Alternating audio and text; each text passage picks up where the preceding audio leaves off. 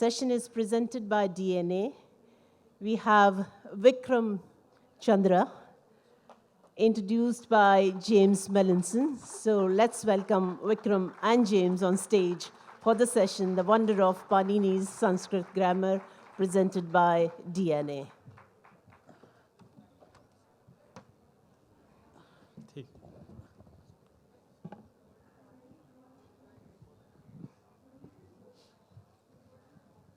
Good morning, everyone. Now it's my honor and gives me great pleasure to be introducing Vikram Chandra to you, who I'm sure needs little introduction.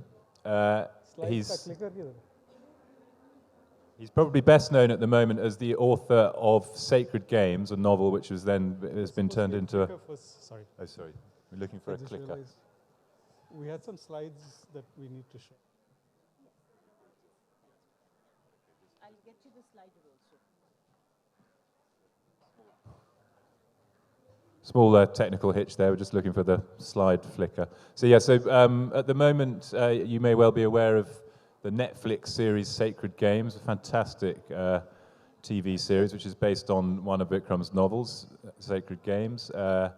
He's written other novels. The first one's Red Earth and Pouring Rain, a wonderful collection of short stories about Bombay. Is it Love and Longing in Bombay?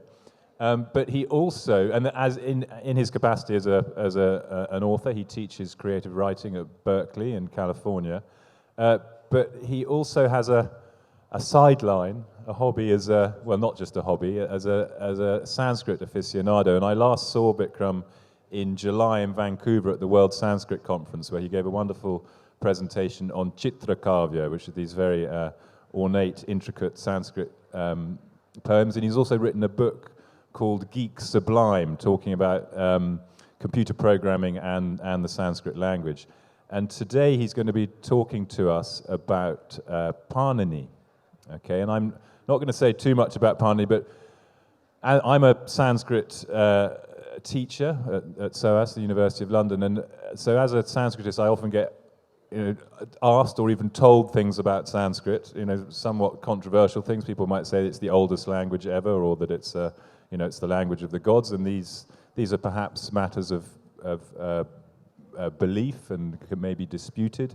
But what is indisputable is what makes Sanskrit absolutely unique and totally special is Panini. I won't say any more why, because I think Vikram will be explaining why to us. And before he starts, also, I should just say that we're very, very lucky to have him here, not just because of his brilliance, but also because he's not very well and he's been suffering for the last couple of days. He's got a terrible fever and the rest. So hopefully he can make it through, and that's why he's not going to be standing up through this. So thank you very much for turning up, coming along.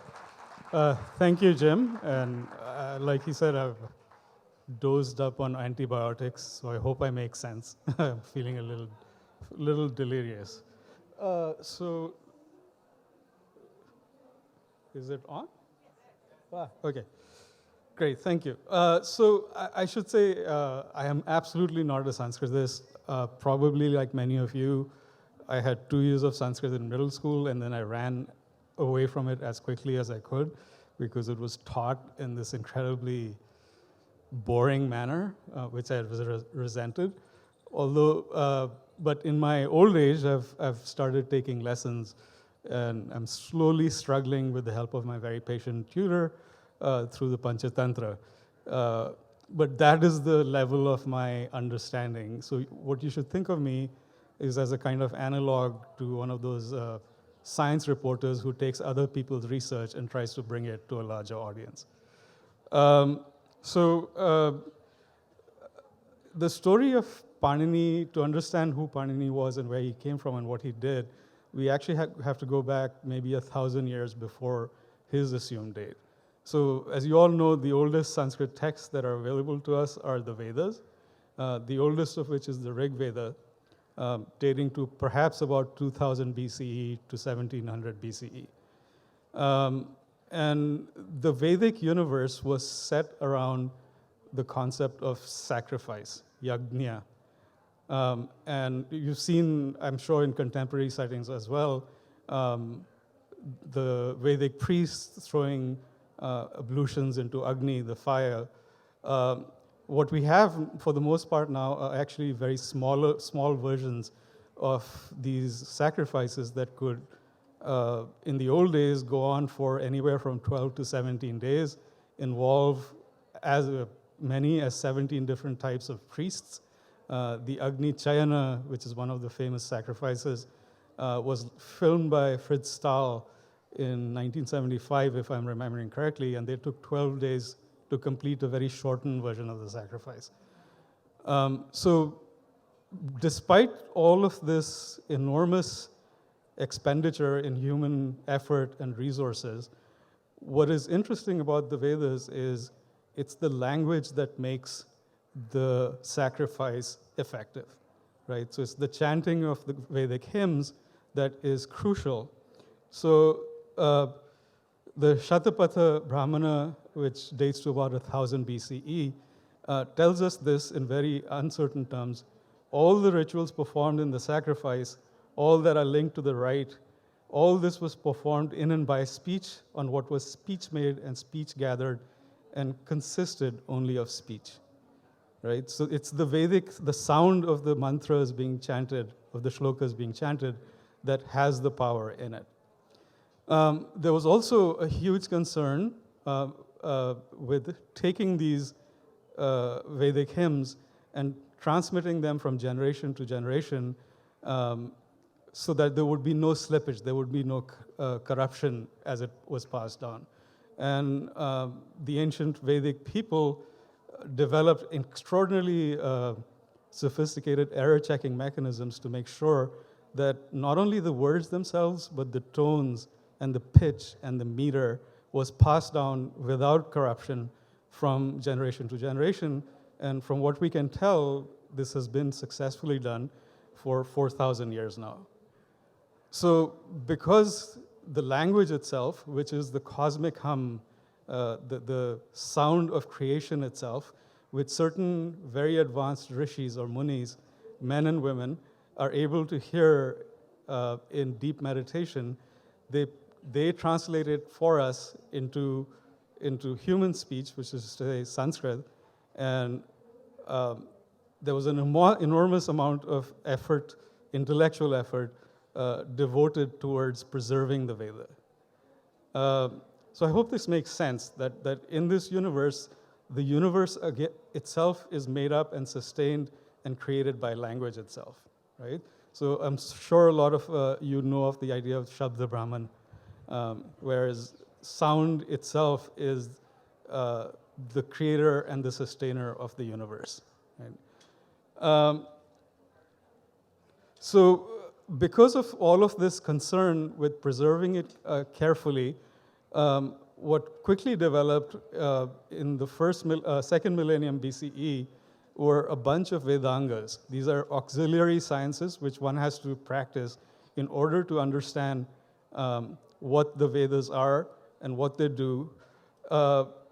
The second one, Kalpa ritual, is the one that also deals with the construction of the sometimes very elaborate Vedic altars on which the sacrifices were done, which involved transformation of plane figures with very precise calculations of sizes and distances. So there's some theorization that Indian mathematics actually grew out of this as well, right? Out of this ritual universe. But notice that 4 out of those 6 are devoted to language, right? So we've got phonetics, meter, grammar, and etymology, right?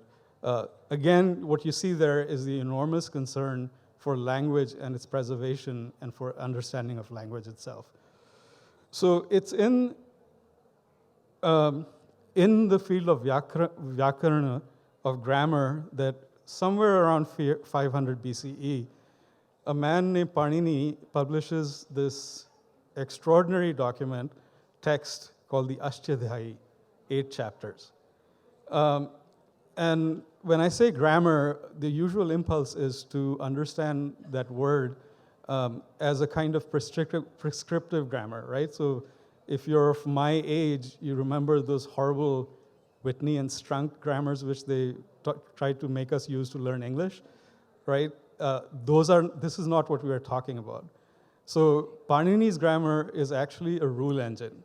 It consists, along with some other auxiliary texts, of 3,976 rules, right? Which he uses, as we'll see, to describe and to generate Sanskrit, as it were. So we'll get to the rules in a moment. There are a bunch of associated texts that go along with the Ashtadhyayi. And we'll take a look at a couple of these. The first one being the Shiva Sutra, which is the recitation of phonemes. Phonemes being the smallest unit of sound that can be distinguishable within a language. And so what the Shiva Sutras are is a simple, seemingly simple listing of all the phonemes of the Sanskrit language, right? So it's just 14 of these, but there's some incredibly ingenious stuff that is hidden in this Shiva Sutra. So you'll notice that some of those letters at the end of each sutra are italicized and colored red in this slide. Those are actually part of Panini's meta language. And what I mean by that is that these are special markers which are not part of the phonemes, but which he is using in a particular way. And the manner in which he is using this is that if somebody says, if in the rules Panini uses the term ach, what the user is supposed to do is to start with the sound a, which is in that first line, and then start collecting phonemes, as it were, until you get to a, o, cha, right? And so you make a little list out of these. And then what you do is you take out all the red letters that you've collected along the way, right? And so what you're left with is a set a, I, u, ri, e, o, I, o. Anybody recognize those? What are those? They're all the vowels of the Sanskrit language, right? So similarly, so ach is all the vowels, and then you can form other combinations here as well, so that hal is all the consonants, jhash is voiced consonants, you've got voiced aspirated consonants, and yan is the semi-vowels, right? So this is incredibly clever, right? And it allows, as we'll see, Panini to refer to sets of these sounds within the rules without having to repeat these sounds time and time over again. So there are many hundreds of these pratyaharas, set denoters, that are possible from the Shiva Sutra, but Panini uses 43 of them in the rule set. So an example might make it more clear as to how he uses this. So rule number 6.1.77 is Iko Yan Achi. And we might translate that as ik is replaced by yan if ach follows, right? That's what the rule says. So we already know that ach is vowels. So what he's actually saying is ik is replaced by yan if a vowel follows.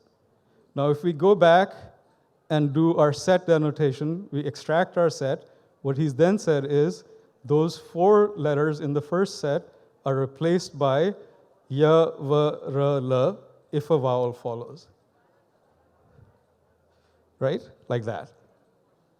So this is, it blows my mind that somebody in 500 BCE was doing these kinds of partially ordered set replacements in a matrix, right? And he uses these throughout the text of the Ashtadhyayi, throughout the rule set of the Ashtadhyayi. So there have been a couple of interesting research papers published recently about this. Paul Kiparsky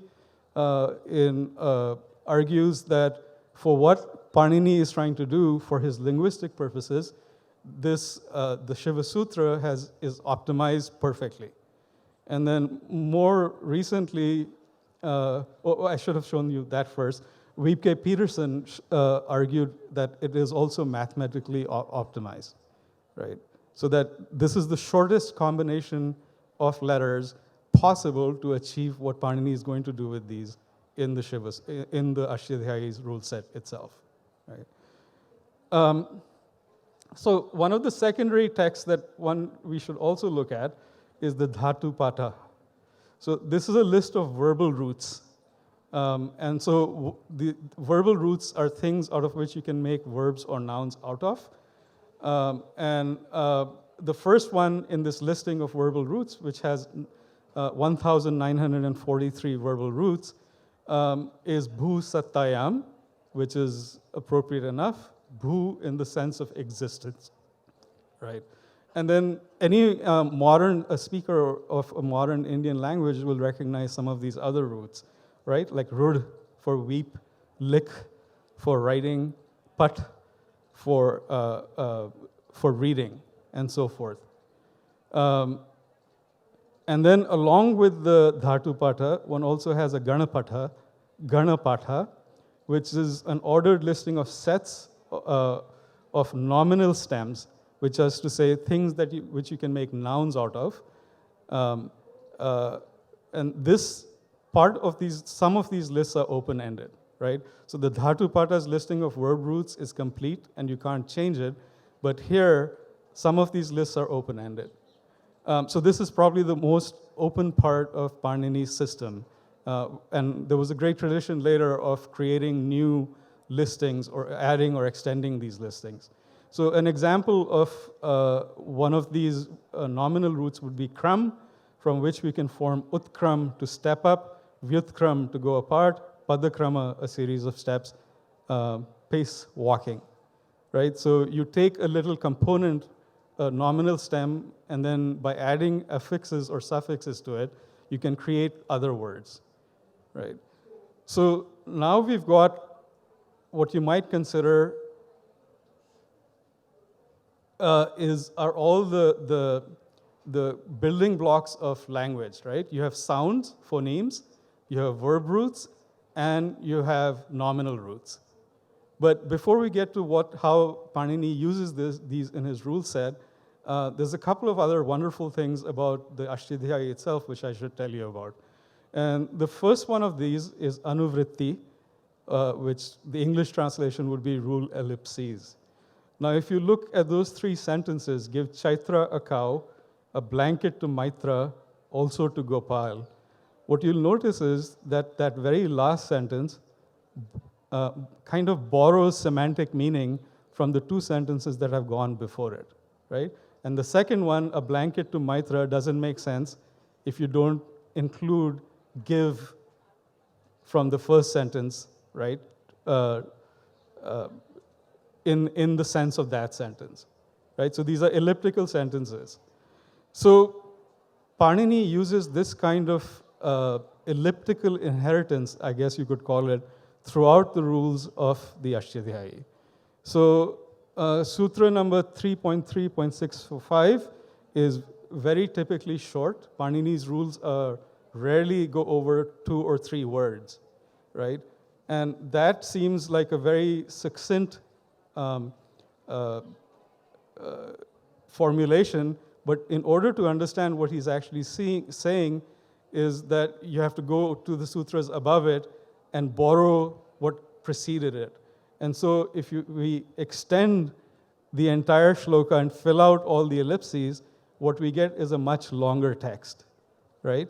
And this borrows meaning from 11 sutras that go above it, right? So again, there's this enormous emphasis on compression, on economy, right? And brilliantly done. A lot of modern programmers will recognize a kind of familial resemblance with object-oriented programming with inheritance in there, right? So that you have something that doesn't need to be repeated because it's already considered to be part of the meaning of this particular sutra. And there is no limit, apparently, in Panini's text of how many times anuvritti can be used. So famously, there is one shloka that uses the word it, and that then is taken, included in 70 sutras below it, right? So when you're working with the Ashtadhyayi's rule set, you kind of have to have this whole mess, or whole sort of hierarchical descent of information that is extending from sutra to sutra within the text itself. So Dr. Amba Kulkarni, who is a computer scientist and a Sanskritist, points out that the number of words with sandhi, which is to say word combination, in the entirety of the Ashtadhyayi's rule set are 7,007 words. And then if you take all those combined words and you draw them apart, you're left with 9,843 words. But if you expand all the anuvritti throughout the text, you get 40,000 words, right? So what he manages to achieve through this technique is a compression of 6:1, right? So again, this extraordinary concern for very scientifically and ingeniously reducing the level of the number of words, but packing the most dense amount of information into each word or sentence as you possibly can, right? So finally, we get to the rules in the Ashtadhyayi itself. There are actually 9 types of rules, but I didn't want to overwhelm you with another huge wall of text. So I've listed the 6 most important ones here. So we get technical rules, which assign names.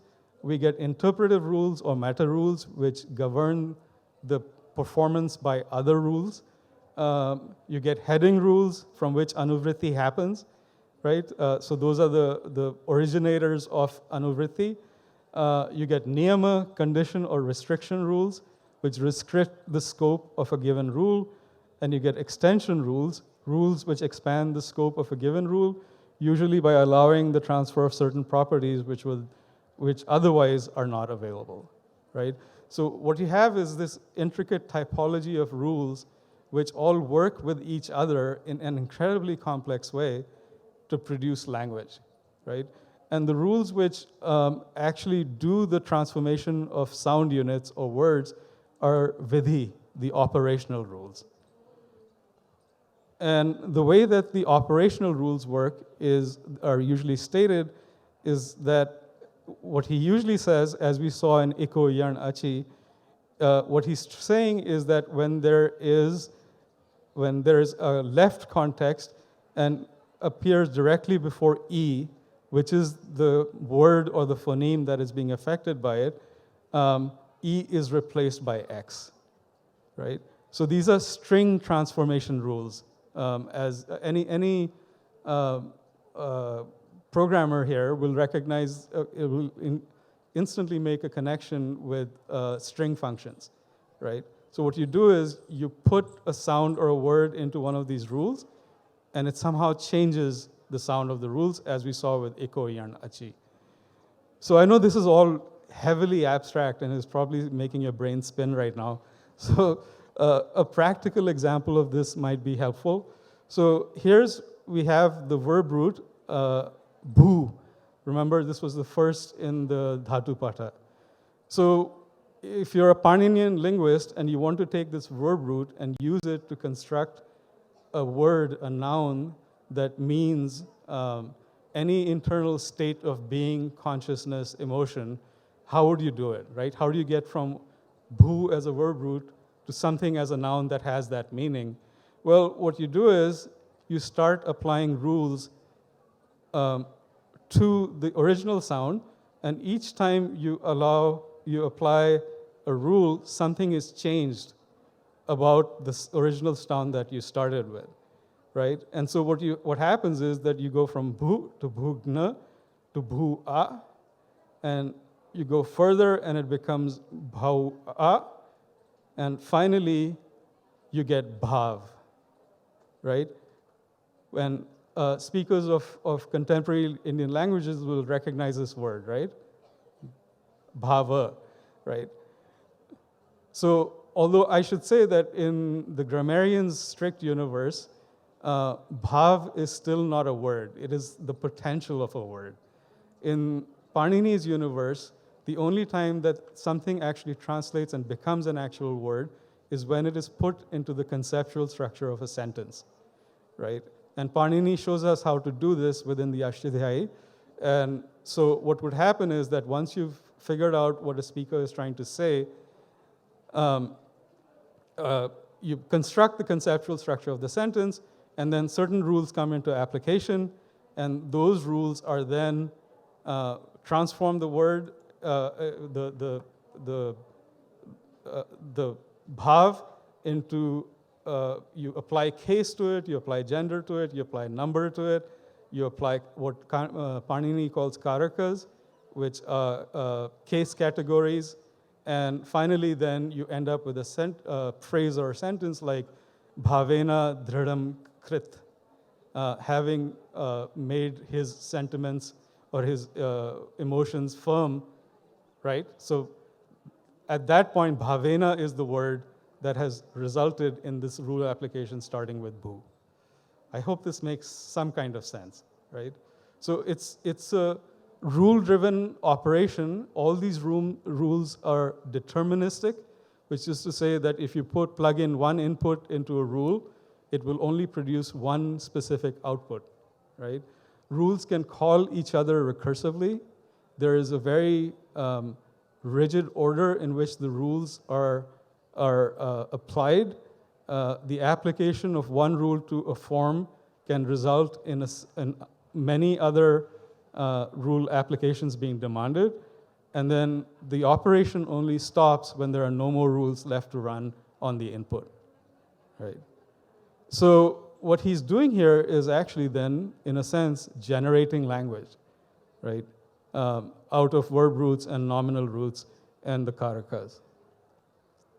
So what happens here with this is Sanskrit then attains this unique nature of a spoken, written language that actually has a complete formal description contained with this insanely compressed rule set. You can print the entire thing out in 40 pages of text, right? If you put one rule on one line, right?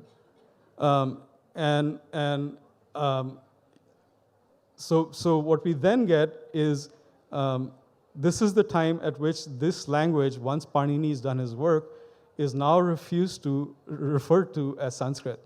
Panini actually doesn't name the language that he's working with in the Ashtadhyayi, right? But after Panini, it gets called Sanskritam, right? And so Sanskrit literally is a descriptor, right? It comes from the root sam and kri, to make, do, perform.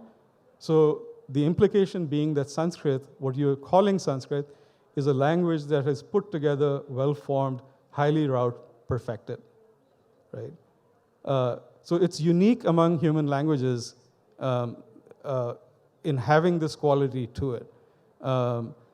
Linguists in the 19th and 20th centuries tried to figure out comparable generative rule sets for other languages in Asia, in Europe, everywhere, and nobody's ever been able to do it. Other languages are much messier, right? Their rule structures are incredibly confusing, often full of contradiction, right? And as any of you who've tried to learn English from scratch, as I did, you can recall the frustration of those days where, like, you know, why can you say this and not this, right?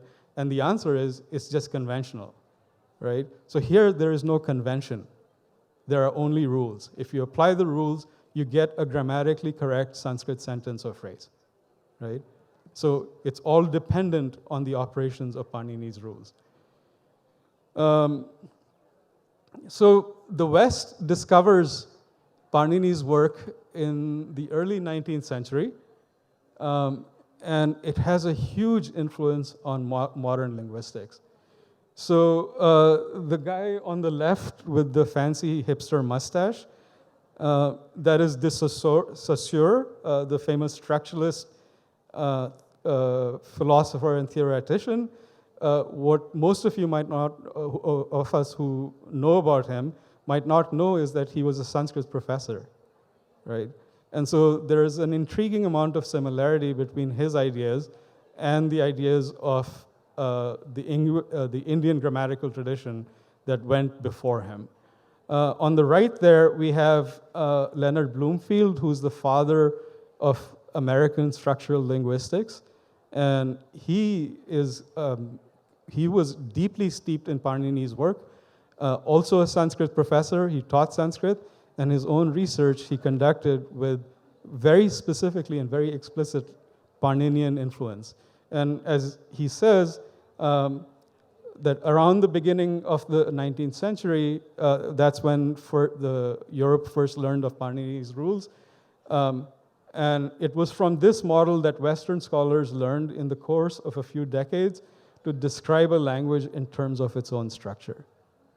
Paul Kiparsky, who's a linguist at Stanford, says that Western grammatical theory has been influenced by Panini's work at every stage of development for the last 2 centuries, and that is absolutely true.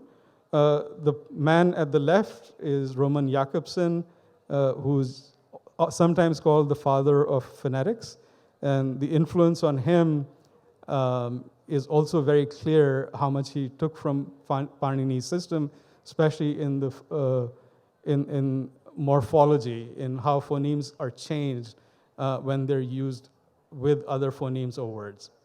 The fellow at the bottom right over there is Noam Chomsky, who is sometimes called the father of generative linguistics. Now, his relationship to Panini is a very strange one. He denies that he knew of Panini when he began his work in the 1950s, and in 1951 published his first very influential thesis on generative morphology, right, on generative grammar. It's been pointed out, not just by me, but by many other scholars, that this doesn't sound very plausible, right? For one reason, his mentor and teacher was an American linguist named Zelig Harris, who was a direct student of Leonard Bloomfield's, right?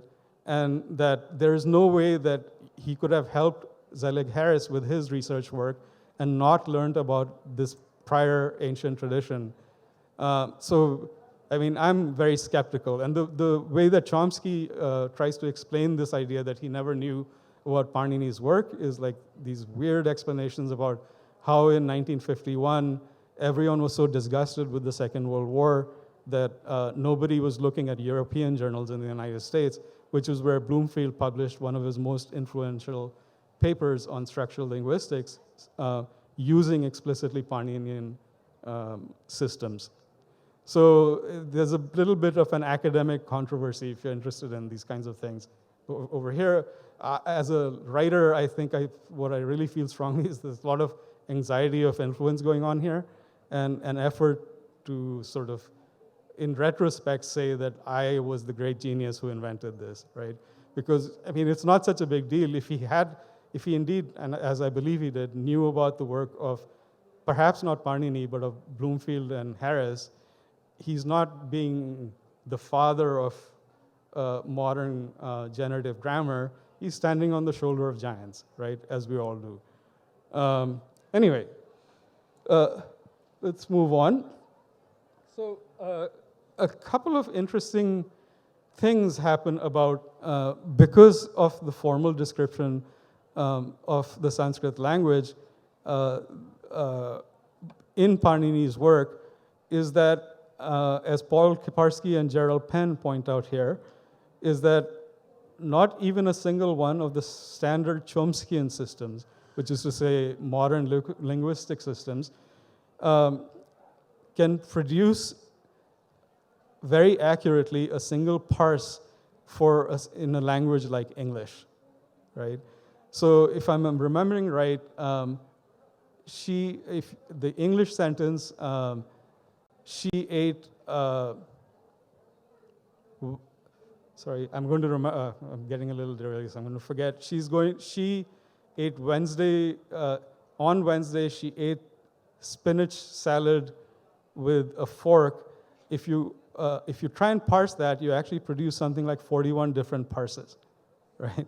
And so what in other languages you have to do in order to deal with this problem is that you have to apply statistical methods to actually produce a parse, right? The most probable accurate parse.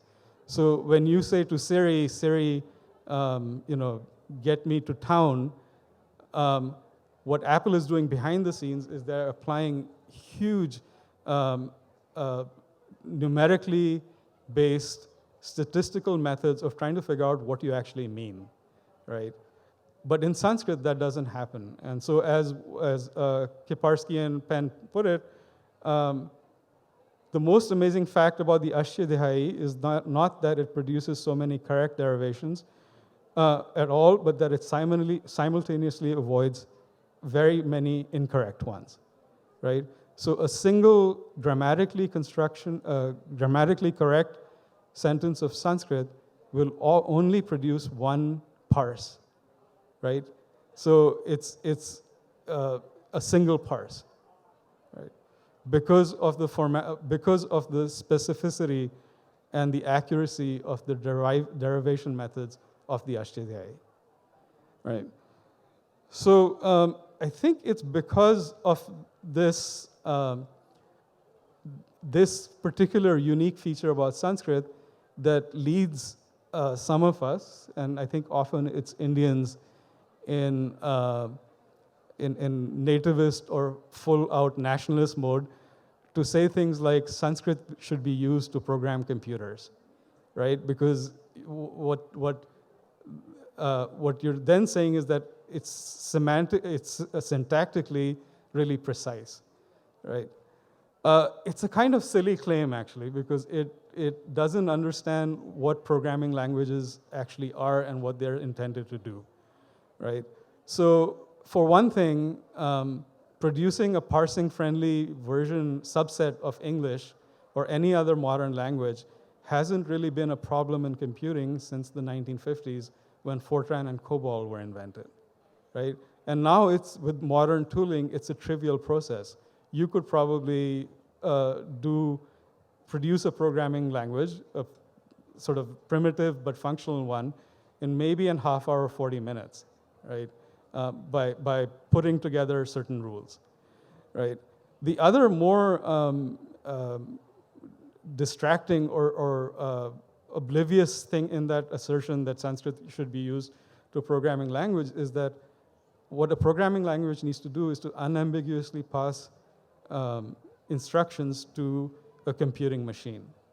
And Sanskrit, in its native, natural, spoken and written form, is no different from other languages in that the meaning of a sentence is actually quite hard to pin down, right? It's as ambiguous, and this is as any other language, and this is not only because of the huge number of synonyms and homonyms that are present in the Sanskrit lexicon, but also because language is slippery in terms of meaning. And the Indian tradition of linguists and philosophers and artists always knew this. And the favorite example they had to point this out was this seemingly simple sentence: the sun has set, right? So it can only mean one thing, right? The sun has set. Well, not really. So there's an 11th century linguist and philosopher who pointed out when the sun has set is said by a general to the king, what it can mean, now is the opportunity to attack the enemy. When said by the confidant to the girl in love, you should set forth to meet your lover.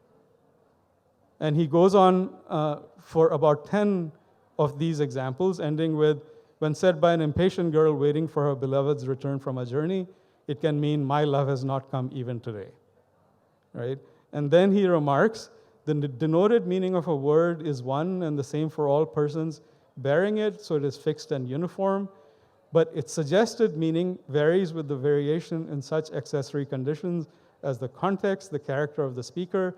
Thus, in fact, there is no end to the number of suggested meanings, right? So you all recognize this, right? How heavily meaning is on context, right? On who's speaking to whom, right? And in fact, the prime Indian theory of aesthetic beauty in language is built around this idea of suggested meaning, which the philosophers call dhvani as in reverberation, which is often compared to you drop a stone into a pond and watch the endless ripple of meaning spread across, right?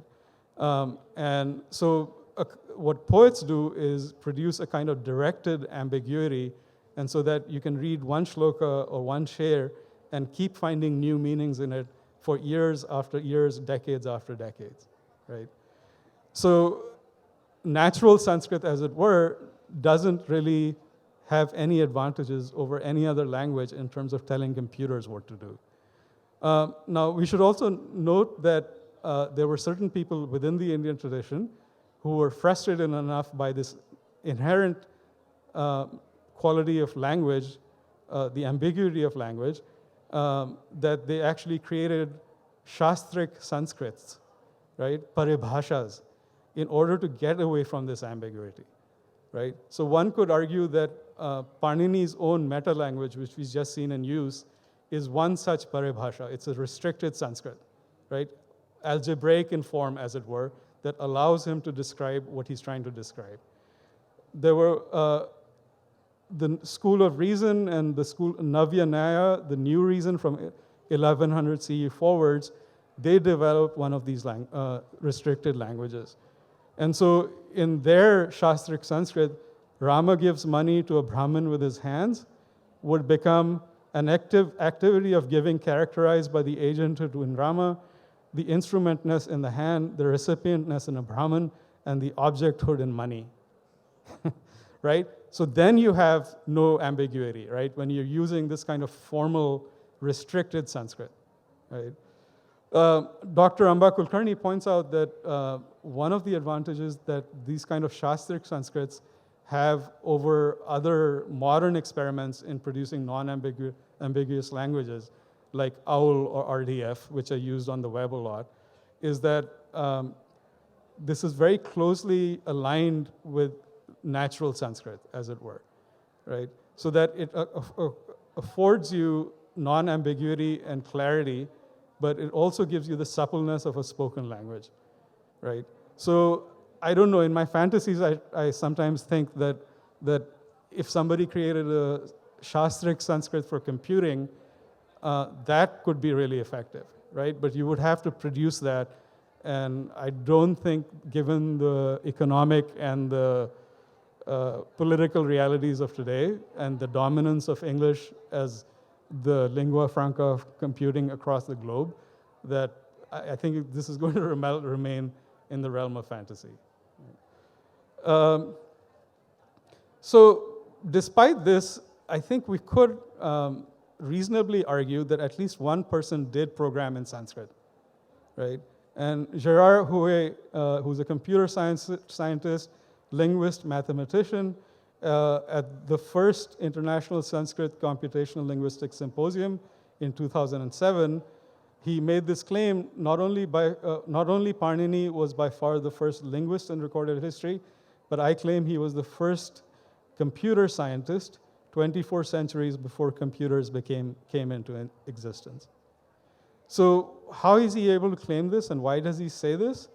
There's been a couple of recent papers by John Kadvani which show us how this might be.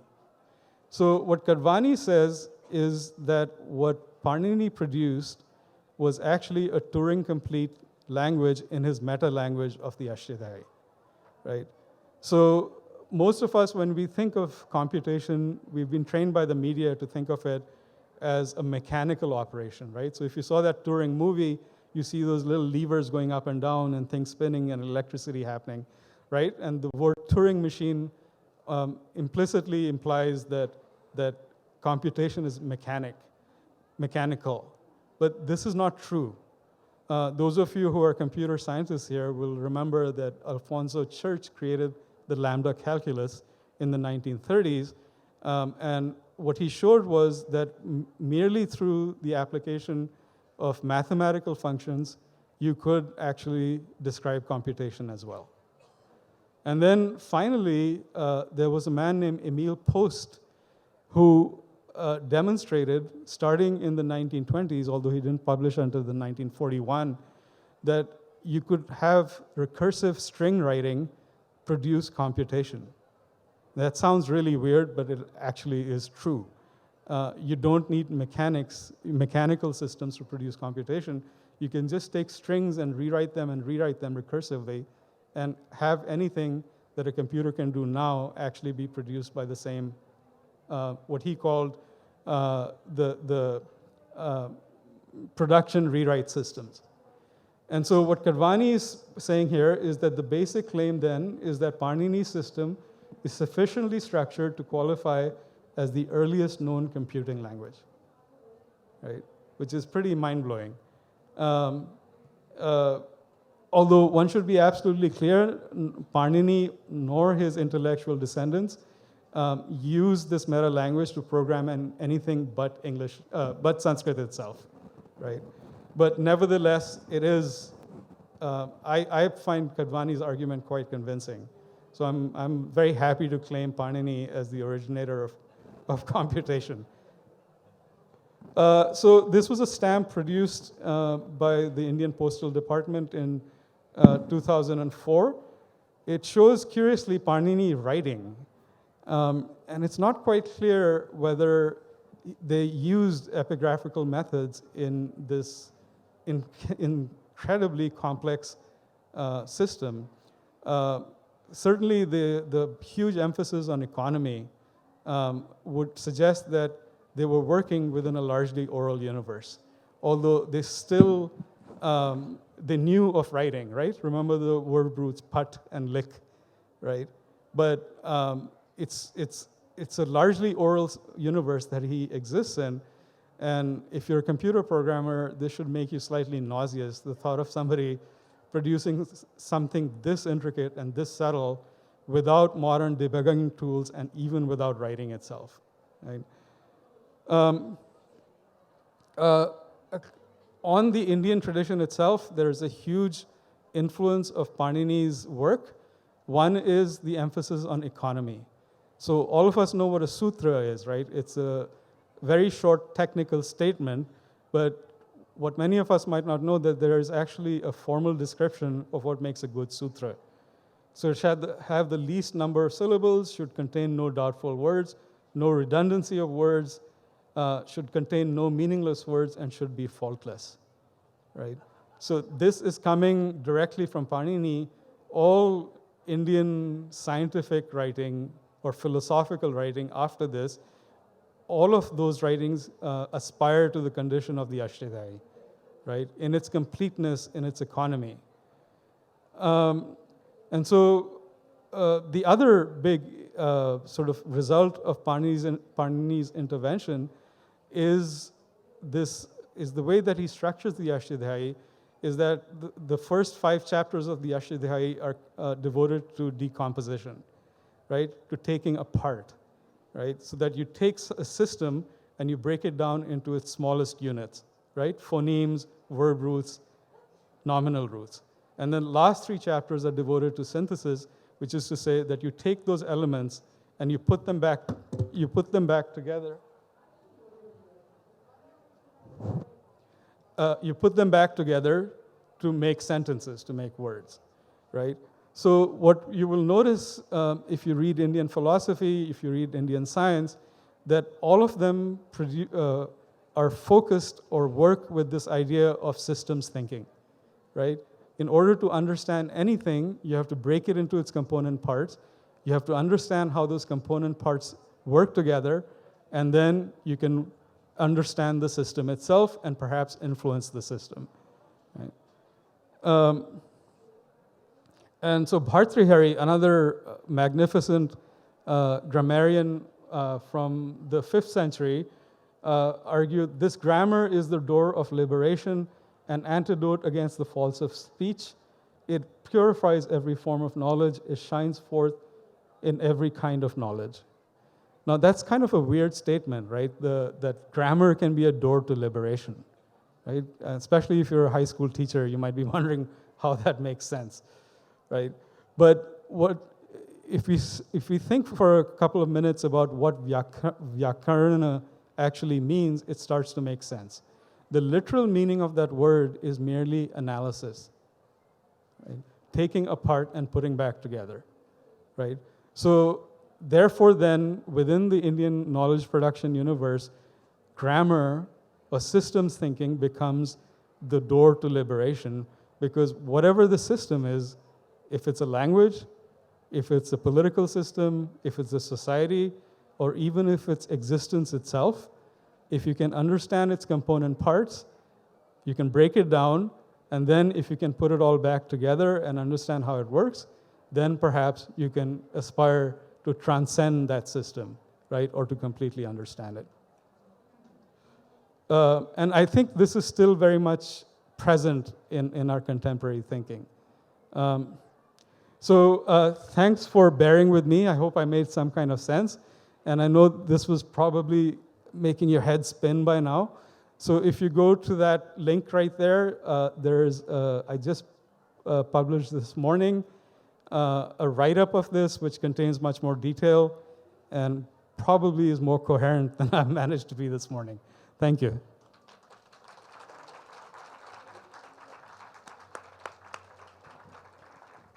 Thank you very much indeed, Vikram. That was fantastic. And my head is spinning, but in a wonderful way, a pleasant head spin. And I hope your head's not spinning too much as well. You're probably a bit delirious after that, but you were totally coherent. And I have to say, I rather wish I'd had that lecture before I embarked on my undergraduate Panini studies. I might have been a bit of a keener student.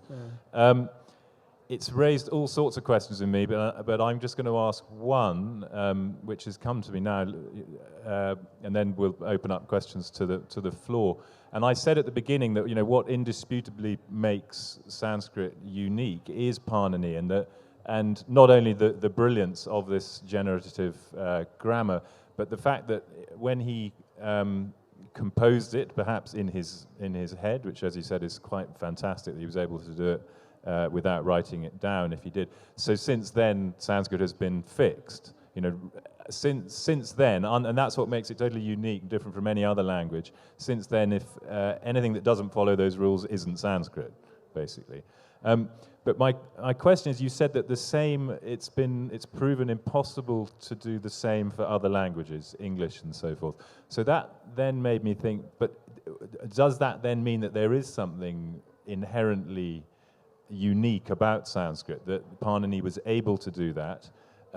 Or is that just because language probably hadn't been around that long when Panini wrote his grammar, and that language has evolved considerably in the intervening 2,500 years, so that there's too many influences, there's too many other streams have come into English to make it codifiable? I wonder if you've got any thoughts on that. I mean, it's an ambiguous.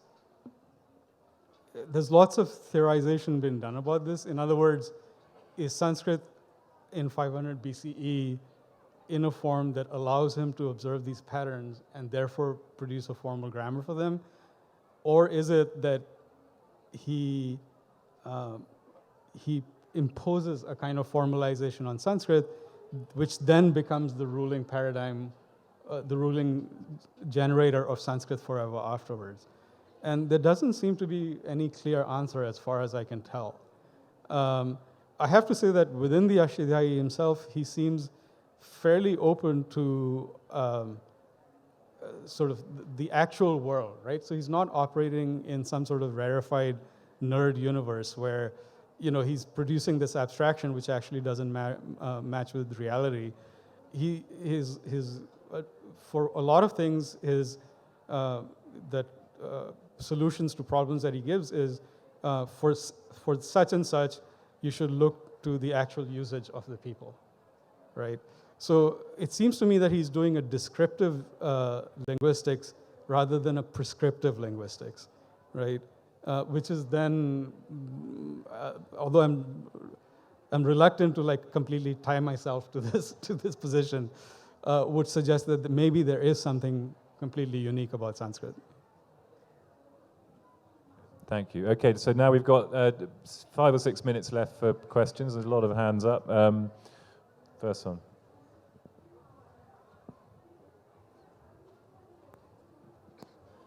Thank you so much for this.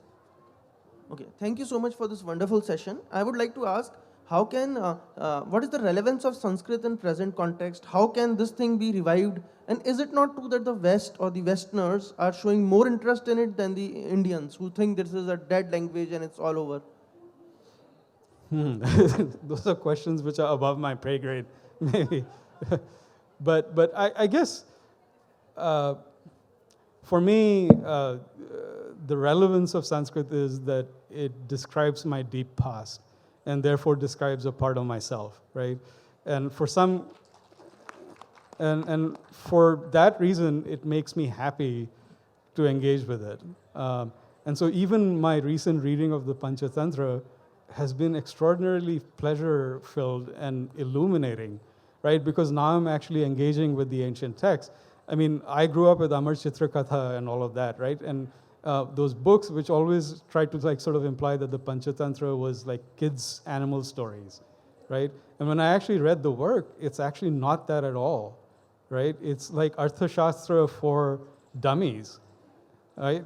Animals assassinate each other, they cause political revolutions, and the legend behind the Panchatantra is that there's a king who has really 3 dumb sons, and he's despairing that when he dies, his kingdom is going to fall apart. So he calls in this great sage to teach his dumb sons Arthashastra through animal tales, right? So for me, that was a huge discovery. As to reviving it, I think I'd be quite happy to have it read more widely, to be used more widely. I mean, my friend Arvind Krishan Mehrotra, the poet, was asked by a reporter, should we teach Sanskrit in all schools? And he said, yeah, we absolutely should, because then all the kids will learn about the great oceans of erotic poetry that are present in Sanskrit, right? And so I think for me, an actual encounter with the texts would produce a very different version of our past than which is produced by sort of modern traditionalists, right? People who've actually read the text find a much more morally complex, much more sexually diverse universe in those texts than people would have us believe, right? Yes, so the short, my conclusion is yes, Sanskrit everywhere.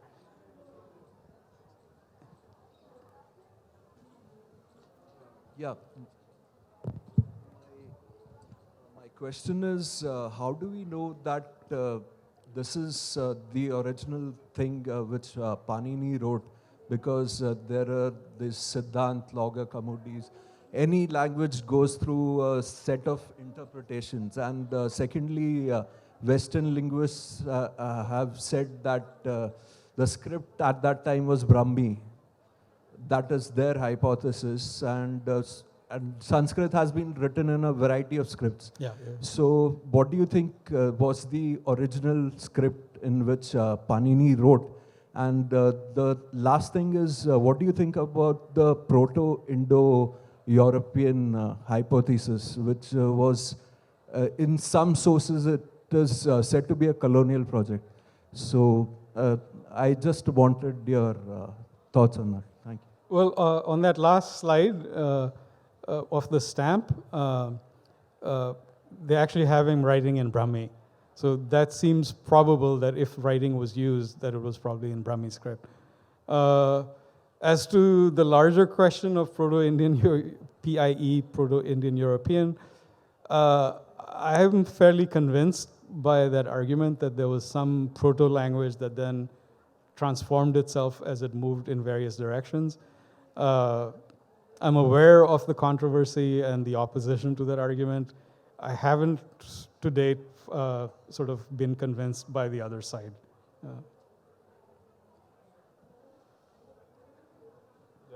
Lady in just by the aisle, 5, 6 rows back. Hello, sir. My name is Priya, and I have never read Sanskrit, and it seems quite tough too. So my question is, in order to understand linguistics in depth in English language, is it necessary to understand Panini's grammar too? No, I think they're quite different projects. Although I think in any upper level linguistics program in the world, Panini is still taught, right? And certainly, like I said, the influence on 19th and 20th century modern linguistics from Panini is so huge that you can't actually do any kind of linguistics without actually encountering Panini's work, right? The word sandhi, for instance, is used for euphonic combination in linguistics texts across the world. But no, I mean, I think trying to study Panini's grammar would take decades, at least at the speed that I go at. And understanding it is quite a tough job. You have to dedicate yourself to it.